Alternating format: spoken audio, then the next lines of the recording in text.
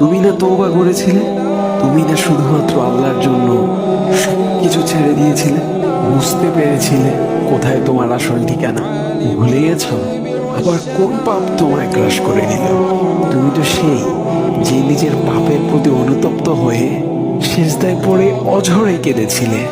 তাহলে আবার কেন দুনিয়ার ধোঁকায় পড়ে গেলে? কেন ভুলে গেলে কোথায় তোমার আসল গন্তব্য? তুমি কি হার মেনে নিয়েছো নফসের কাছে? তুমি এত দুর্বল, ভুলে গেছো তুমি কার বান্দা? কে তোমার রব? তোমার রব তো সর্বশক্তিমান। সর্বশক্তিমানের বান্দা আবার কখনো দুর্বল হয় নাকি? মৃত্যু পর্যন্ত লড়ে যাও তুমি। শয়তানকে দেখিয়ে দাও তোমার ইমানের পাওয়ার।